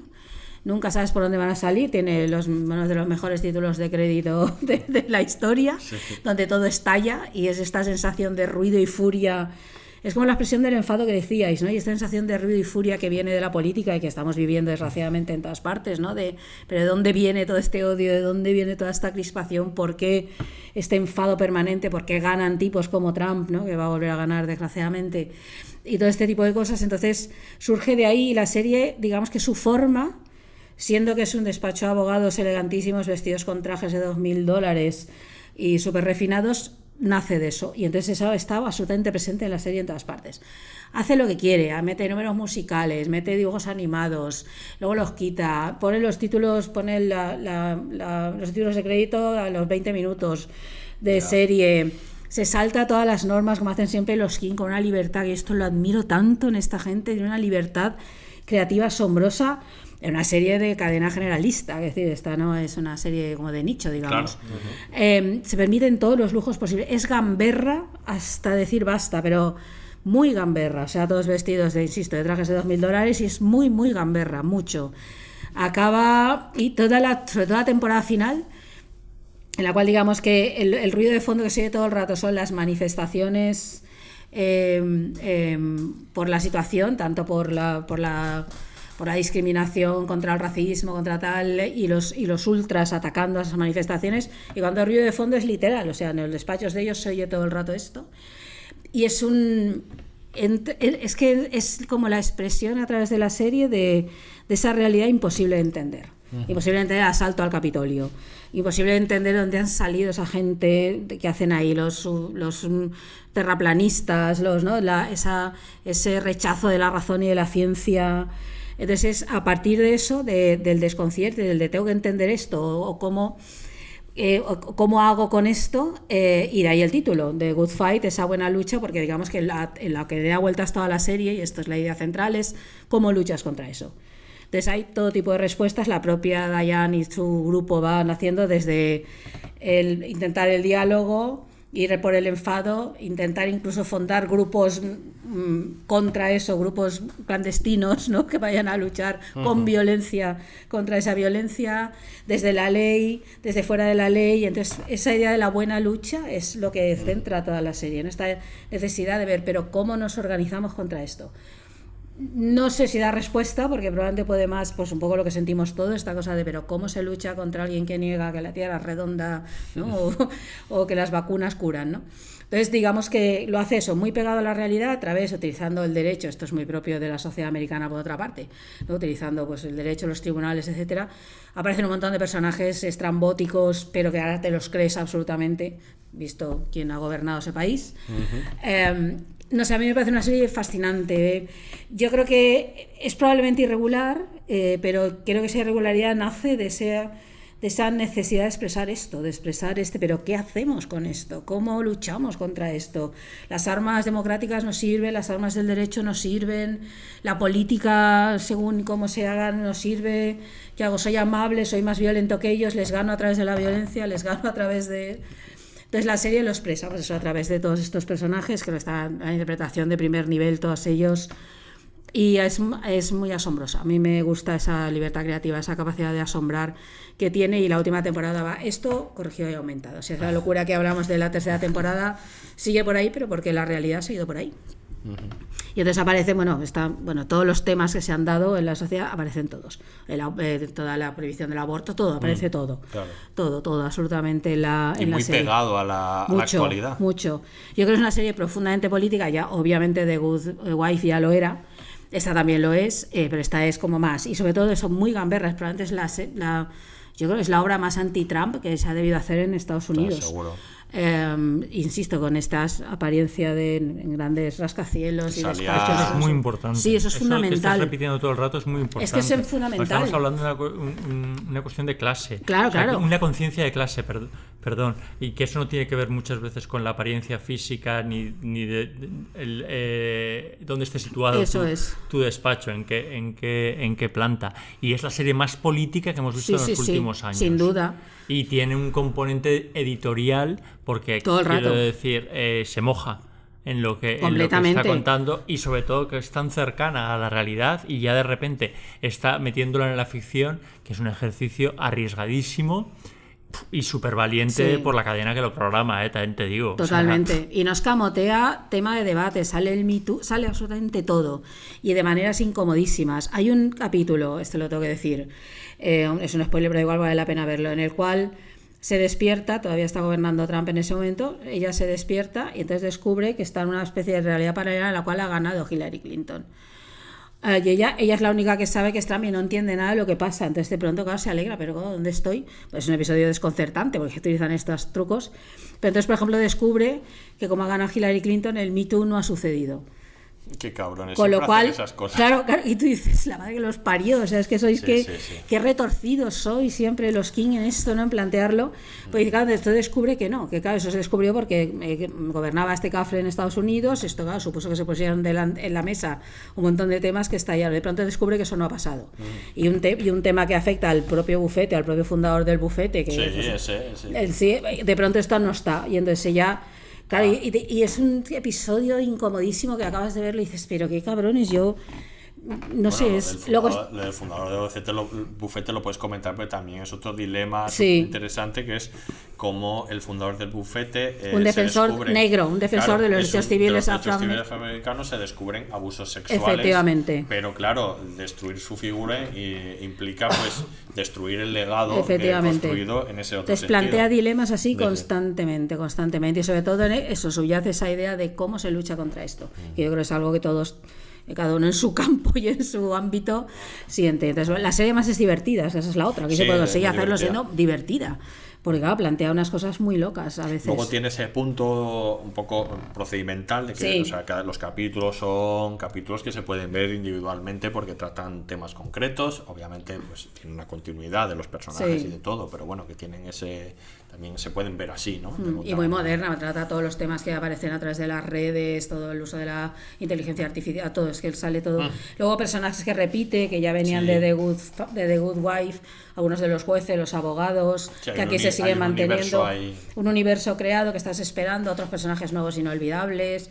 Bueno, y de hecho uno de ellos era Elsbeth, ¿no? Tiene serie propia, le han hecho, por ejemplo, que una de las abogadas más carismáticas. Pues es Colombo en mujer. Han hecho una cosa muy rara, porque lo que han hecho es, ya no es abogada, la han trasladado a Nueva York y ahora se dedica, es asesora de la policía para garantizar que se cumple con el derecho o algo así. Entonces lo que hace que, como es listísima y con esa apariencia que tiene, es que es como un Colombo femenino, porque va así como de señora excéntrica y que parece que no se entera de nada, y es listísima, entonces va resolviendo los crímenes. Es divertida, yo creo que se han quedado en algo como divertido. Es divertida, pero es eso básicamente. Pasa que el personaje, yo creo que la actriz lo hace de maravilla, porque está en el punto justo de no ser ridícula y de no pasar, es un personaje muy difícil. Y bueno, tiene también sus ciertos guiños con la realidad, pero menos. Aquí yo creo que se han permitido hacer una especie de juego con esto, y eso es una especie de Inspector Colombo, pero en mujer. Pues ahí queda esa recomendación. The Good Fight se puede ver en Movistar, creo que también hay alguna temporada en Amazon, en Prime y en Sky Showtime. Sí. Hay varios sitios donde se puede ver. Una serie estupenda. Me voy con muchos deberes de este podcast. Sí. Muchos deberes. 3 temporadas tengo que poner 3 temporadas para ver. Bueno, fantástica recomendación, Aurea. Nos quedamos ahí con el último de los clásicos que vamos a recomendar. Y ahora vamos a ir, en este último bloque vamos a hablar de esas joyas ocultas, de esas series que merece la pena recuperar, que a lo mejor no habéis visto, se han quedado por el camino, tienen tiempo estas series. Voy a empezar yo con una de mis series fetiche, ya que hemos venido a sacar nuestras mierdas ahí de estamos. dentro, ¿no? Vamos a hablar de... Miquel siempre se queja mucho porque hacemos muchas series de periodistas y él siempre se queja porque le miramos a él como si él tuviera que hablar por ellos y justificar lo que está pasando con los periodistas de la serie. De hecho, tenemos hasta un especial temático de series y periodismo. Pero es que, claro, de libreros hay pocas. Pues esta es una. Voy a hablar de la serie de 2000, Black Books.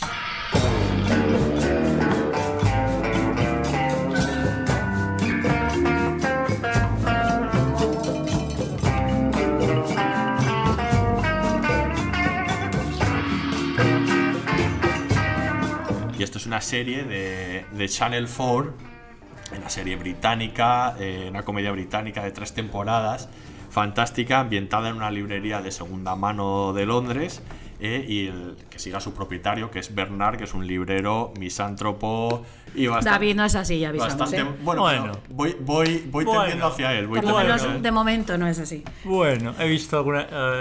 ¿Has visto alguna similitud, ¿no? Alguna similitud. Y, bueno, habla... Él es un hombre que odia el mundo exterior, se refugia de alguna manera dentro de esa librería de segunda mano, y los otros personajes, pues es el que va a ser su ayudante, que es Manny, que es todo lo contrario, un tipo optimista, ¿no? hasta el exceso, y su amiga Fran, que con el que tiene una relación hasta cierto punto tóxica, a la que le suelen salir mal muchas cosas, ¿no? Es una serie, a mí me parece muy divertida, está creada por Dylan Moran, que es el protagonista, ¿verdad?, de la serie, y Graham Linehan, a partir de una idea del propio Dylan Moran. Es muy curioso porque este Dylan Moran en realidad es un monologuista que ha seguido haciendo humor y monólogos a lo largo de toda su carrera, y que ha actuado en alguna película, sale en Notting Hill, en Zombies Party, The Shaun of the Dead, es uno de los personajes, ha actuado en alguna película, no tiene una carrera realmente más allá de esto, y no ha creado más series, salvo una de hace bien poquito, que no la he visto, que se llama Stack, de 2022, una cosa muy cortita, 5 episodios de 15 minutos,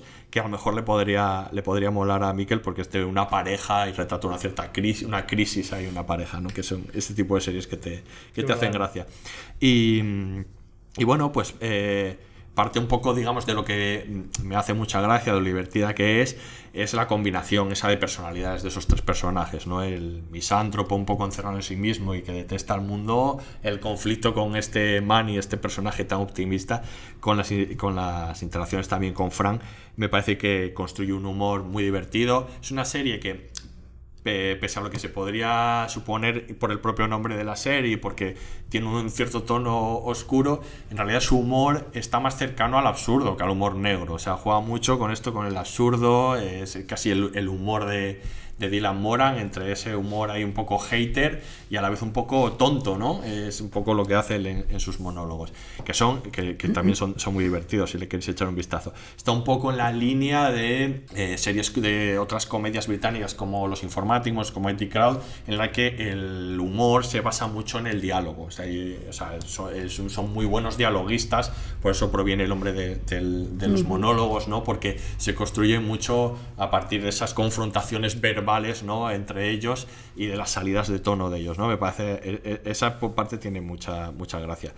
Y bueno, luego es bonito porque es como la librería, en este caso, que era una de las cosas que me gustan, esa librería de segunda mano. Conste que este podcast lo grabamos en una librería, en la librería de David. Exacto, está grabado en una librería que no es como la de Black Books, ya os digo, porque la de Black Books es un lugar hostil donde aparecen aparecen animales de cualquier sitio, sucia. No entiendo por qué la gente quiere entrar. O sea, yo solo he visto el primer capítulo, después de que lo dijiste, la vi, aunque te vi de repente, hay un momento de ese primer capítulo en el que él se harta de estar ahí y a media mañana o media tarde, Se no me acuerdo, pira. les echa a todos de la librería. Se ha cerrado y coge la escoba y les empieza a echar. Y de repente te vi a ti en algún momento Sí, que sí, podías sí. hacerlo. Sí, sí. Pero la serie, o sea, quiero decir, no entiendo cómo alguien puede volver a esa librería que no dan ninguna ganas de comprar nada. Exacto, la verdad. eso estilo librería, pero lo bonito es que es un refugio para ellos, que son unos totales inadaptados sociales, y es un refugio para ellos, ¿no? Es donde ellos se encuentran, se reconocen entre ellos y donde pueden habitar, porque casi todas las interacciones de ellos con el mundo exterior son desastrosas. De hecho, un poco de eso se basa el humor, ¿no? En el humor de la serie, como que siempre son expertos en generar estas situaciones que van escalando hasta acabar en puro caos, ¿no? Eso es parte de los esquemas de los capítulos, que son divertidos. Y siempre que salen al mundo exterior va a ser una confrontación que va a acabar mal, ¿no? El mundo exterior, digamos, les rechaza tanto como ellos al mundo exterior. Y en ese sentido también pues es muy divertida. Recuerdo capítulos que me han hecho especial gracia, luego a mí también por tener una librería, que es capítulo en el que ellos deciden convertir la librería, modernizarla y convertirla en una cafetería librería, que luego rápidamente se degenera en un restaurante de lujo que acaba fatal, aquello, o aquella en el que Manny abandona la librería de segunda mano en la que trabaja para acabar trabajando en una cadena de estas de librería que resulta que acaba siendo una secta, ¿no? Que le quiere convertir, ¿no? Hay cosas muy divertidas en torno al mundo de los libros, pero no necesariamente del mundo de los libros. Es muy divertida en general. Es una serie además muy cortita, de las series de culto británicas. La única pena que es muy difícil de encontrar, de ver, siempre lo ha sido. He visto que está en YouTube. En YouTube está con subtítulos en español y ahí la podéis ver. De otro recurso Pues de la veré, momento porque no. esta no la he visto. ¿Ves? Y es una serie de estas británicas, pequeñitas y divertidas y socarronas y tal. Pero tú, ¿cuándo la has visto esta serie? O sea, ¿la viste en su día? Sí. ¿La has visto después? No en su día, pero poco después, sí. O sea, no eras librero todavía. No, que va. Ya me gustaba de entonces. Lo que pasa Despertó que la vocación. Las series Ya. Sí, no, es que es importante. me despertó la vocación del librero misántropo y malhumorado, ¿no? Y tal. Hay capítulos realmente hilarantes, muy divertidos, que se van de madre completamente y que son antológicos y que todos aquellos que la hemos visto pues nos recordamos unos a otros, o sea, son muy icónicos. Y nada, os la recomiendo sobre todo si os han gustado otras comedias británicas tipo de esa época, como Los Informáticos o tantas otras, ¿no? Pues acercaros a Black Books, que es una serie fantástica, y si la podéis ver ahora que está, pues si está en YouTube, pues mira, mejor que mejor. Pues sí. Yo os recomiendo esa. Y vamos con otra joyita, que es la serie que nos va a traer Aurea, que es The Crimson Petal and the White.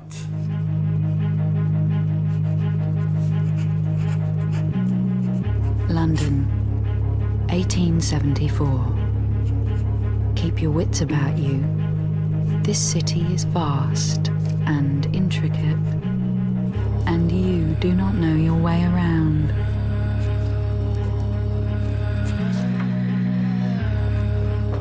Seguimos con las series británicas, están triunfando en nuestro podcast hoy. Si la anterior era muy mía, casi por alusiones a la profesión, esta es muy tuya porque a ti lo victoriano te vuelve loca. Yo soy muy, va a ser esto. Y esta es, vamos, más victoriano no se puede ser. Pues de Crimson Petal and the White, que es algo así como pétalo carmesí, flor blanca, que es como se tituló la novela en la que está basada. Sí, es verdad. Pues es una serie de 2011 que adapta esta novela, que no es una novela victoriana, es decir, una novela de 2002 de Michael Faber, pero ambientada en la época victoriana y pues un poco al estilo de esto. Muy victoriana. Pasa que aquí pasan cosas que no pasaban en las novelas de esta gente, ¿no? Y entonces, bueno, la adapta, es la historia de... Oye, 4 episodios, que está para el veranito, para los que queréis una cosa muy, muy corta. Esto es para compensar lo del decálogo. Sí. A ver, intensa es también, que esta le pasan cosas muy bestias aquí. Alegre no es. Pero bueno, cuenta la historia de una prostituta que se llama Sugar, que inicia una relación con un señor casado, burgués, estupendo, aristócrata, etcétera. Una relación, digamos que en fin, que complicadita. Sí. Y a partir de ahí le suceden muchas cosas, la mayoría malas. Y lo que hace es una como reinterpretación en realidad, ¿no? de las ficciones estas de la época victoriana, ¿no? Que tanto nos gustan y que tanto triunfan en general, la verdad, porque siguen siendo así. Y a mí lo que me sorprendió en su momento y me sigue sorprendiendo es el tono y la estética era muy diferente de lo que habíamos visto. Adaptaciones de Dickens hemos visto muchísimas, excelentes, de las novelas de la época y demás, pero esta digamos que se sale bastante, era muy moderna en el sentido de, no sé, el uso de la música, a veces es muy expresionista, que es algo que no identificamos con ese mundo. Luego ha habido otras series posteriores en este sentido, como la interpretación, la versión que se hizo del Dr. Jekyll y Mr. Hyde, por ejemplo, que juega toda esa parte, ¿no? Pero esta es más de terror, esta en teoría no lo es, aunque tiene sus momentos. Y entonces es visualmente muy brillante, muy original. Digamos que a lo mejor se parecería más a la versión de Sherlock, ¿no? De la serie Sherlock, algo en ese sentido, ¿no? Que hace todos estos juegos visuales y demás aquí, solo que ya digo con una historia ambientada en ese momento, ¿no? Es muy sorprendente, es muy intensa, es muy emocional también, porque realmente pasan cosas ahí muy importantes, una historia de amor, desamor, pero también de mucha violencia. Todos los condimentos de aquellas historias. Pero también de mucha violencia, de lucha de clases, de un momento que está, por ejemplo, en las novelas de Dickens está muy presente. La novela lo que hace es beber de eso y luego la serie pues es contar esto, ya digo, pero en un tono distinto, en una utilización del color, por ejemplo, pues es muy expresionista, muy llamativo, ¿no? Muy diferente a lo que estamos habituados a ver, ¿no? En este tipo de adaptaciones, que más esto que llaman cine de tacitas, ¿no? Series de tacitas, digamos que aquí es así, pero el diminutivo no le encaja, no son tacitas, no pretende esa belleza de la calma de la sociedad victoriana, pues en las antípodas de los Bridgerton, diríamos, o algo así, por poner otra adaptación. Está interpretada por Romola Garay y por Chris O'Dowd, que luego, en un personaje muy diferente de lo que estamos habituados. Excelente. Los informáticos que va ser más vinculada a la comedia, pero no, también sale por allí Gillian Anderson y Richard E. Grant. Es verdad, qué personaje hace Gillian Anderson. Sí, un personaje muy particular ahí, a la dueña del burdel, creo que es, ¿no? Y Mark Gatiss, por ejemplo, y algunos otros dos actores ingleses que siempre ennoblecen cualquier cosa que tocan. Y bueno, es que no sé, es que está muy oculta y muy poca gente la recuerda. Yo recuerdo cuando la vi en su momento, que éramos un grupo de amigas que la descubrimos y de pronto pasa, ¡ay, qué ver esto! ¿Estáis viendo? Y a todos nos gustó muchísimo porque nos parecía diferente, era como darle una cierta vuelta de tuerca a este tipo de ficciones que nos gustan mucho, pero es verdad que tienen como un mundo muy cerrado, ¿no? Y muy cliché en muchas cosas, y aquí como que le da un poco la vuelta. Ya digo que a veces es muy dura, no tiene una dureza. A ver, que en todas esas novelas del 19 las novelas de Dickens son muy duras, pero digamos no hay una forma explícita a lo mejor de mostrar, no sé, que hay un aborto, bueno, una secuencia muy bestia con esto, cosas que ocurrían de verdad, pero que digamos no se mostraban, primero porque no se podían contar como tal en las novelas en el momento, y luego las adaptaciones pues tampoco te lo cuentan, y donde digamos la violencia soterrada a veces en esas novelas aquí estalla y se hace explícita, ¿no? de muchas formas. Y no sé, a mí me gusta mucho, creo que a quien le guste la época y este tipo de ficciones le va a sorprender porque tiene un tono muy diferente y creo que es una obra de arte, de verdad, creo que está muy bien hecha visualmente, todo el uso de la música, la interpretación está a un nivel altísimo como es habitual, y me parece es una serie que está como un poco olvidada y me sabe mal porque creo de verdad que marca una diferencia. A mí me gusta mucho Chris O'Dowd en esta serie, que hace un personaje interesantísimo porque es como el hijo adinerado de una familia que empieza como siendo un poco bobalicón, que pero empieza luego... siendo que parece tiene buen corazón, pero luego es un cabrón con pinta. Efectivamente. Y sin desvelar nada, porque lo ves enseguida qué tal, y que él realmente ese personaje lo clava porque tiene esa mezcla de esa ingenuidad con esa pequeña cabronita y lo hace muy bien. Y luego está fantástica los roles de las dos mujeres e incluso la niña. La niña, sí. Son como tres mujeres o dos mujeres y una niña como intentando buscar su voz y como determinar su propio destino, ¿no? Y es la lucha de la serie esa, como la de ellas tres. Ella, que no deja de ser es una prostituta, que es la amante de él. Y la otra mujer es la mujer del que está enferma mental. Y la otra es la hija de él. Y la otra es la hija de él, ¿no? Y cómo entre ellas, la alianza que se establece entre ellas es fabulosa, maravillosa.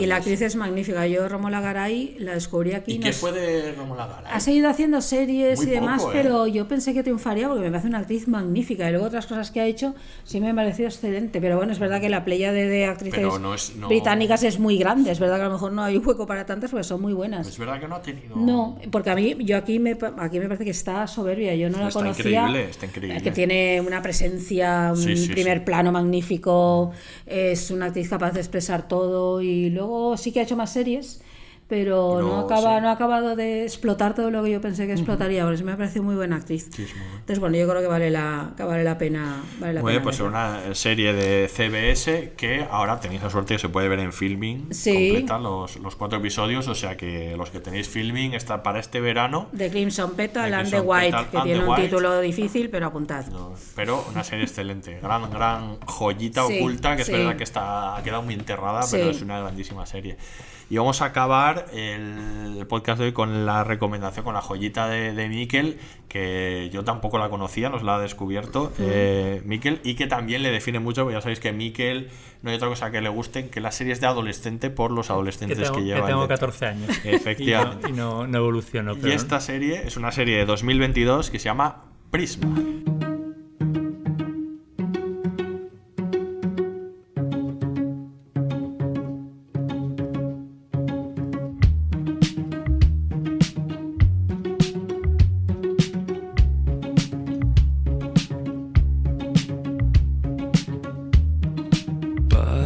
So fit, so full of spark.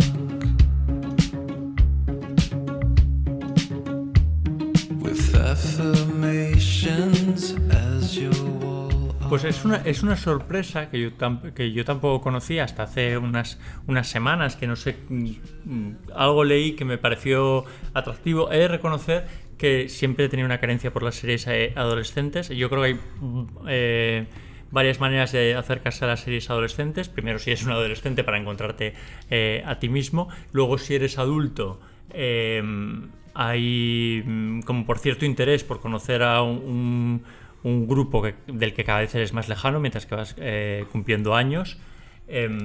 Y en los últimos momentos de mi vida, el hecho de ser padre también me interesa mucho, de repente, como esa representación que se hace en las series de adolescentes de las figuras paternas o maternas, por encontrarme, por evocarme o por lo que sea. Creo que hay algunas aproximaciones a series juveniles con una mirada un poco que igual interesa menos los problemas de los jóvenes y más los cuerpos de los jóvenes, y creo que muchas series adolescentes están pensadas no para un público adolescente, sino para un público adulto, y se nota en cuanto las empiezas a ver. A mí me parecen que están vacías y no me interesa, porque creo que para eso existen otros formatos que puedes disfrutar y que enturbian, desde luego. Y luego también hay algunas que como que no te las crees, no sé, cuesta, igual también, claro, a medida que te haces más mayor te cuesta más aproximarte a los problemas de los jóvenes. La última gran serie adolescente que habíamos visto, y que creo que los tres compartimos, no lo creo, lo sé, porque hemos dedicado 2 podcasts a hablar de Euphoria, que nos gustó muchísimo, y que es una serie adulta en la que puedes encontrarte, empatizar, y que te da mucho de pensar. Y curiosamente creo que esta serie, no quiero compararlas, pero sí que me parece que tienen cierta relación y que casan bien y que funciona un poco en esa misma lógica. Se llama Prisma, es una serie italiana que se puede ver por Prime Video. Tiene 2 temporadas, aunque en España todavía solo se puede ver la primera. La segunda se acaba de estrenar y todavía Prime no la ha volcado en el resto de países, o por lo menos en España no está.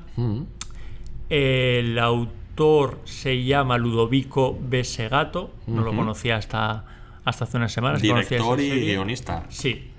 Y habla de 2 hermanos gemelos que están interpretados por el mismo actor y están excelentemente. ¿Es el mismo actor? Es el mismo actor. Yo creía que no. Es flipante. Es flipante. El actor, que se llama Mattia Carrano, porque hacen 2 personajes bastante diferentes. Pues yo me he pasado todo el primer capítulo diciendo, se nota que son distintos.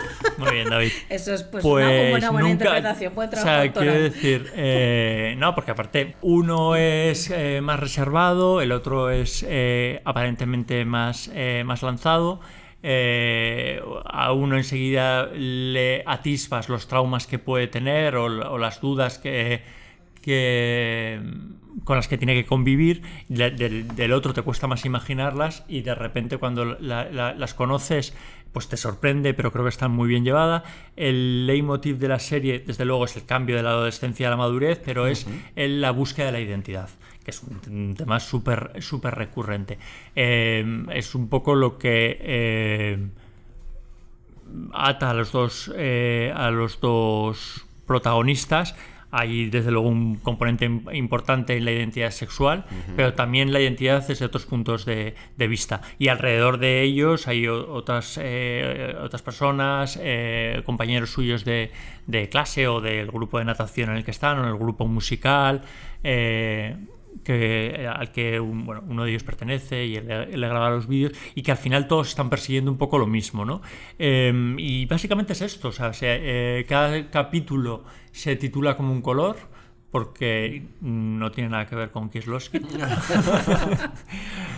Porque todo depende de cómo lo mires, del prisma con el que lo mires, pues la misma historia puede tener un color diferente o otro. Y bueno, vamos a ir descubriéndoles a medida que avanza la serie, y sobre todo vamos a ir acompañándoles en su propio descubrimiento y en su propia aceptación de las cosas.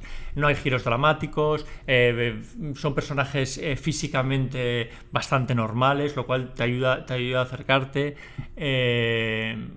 Y por supuesto que hay algunas cosas que ya hemos visto, explorado en otras series, pero sobre la que no existe una mirada que juzgue o que haya una moraleja, simplemente en narrativa. Y luego las interpretaciones están muy bien. Formalmente es una serie bastante atractiva, muy en la onda, sin tener toda esa gama de colores y capacidad que tiene Euphoria, pero sí que explora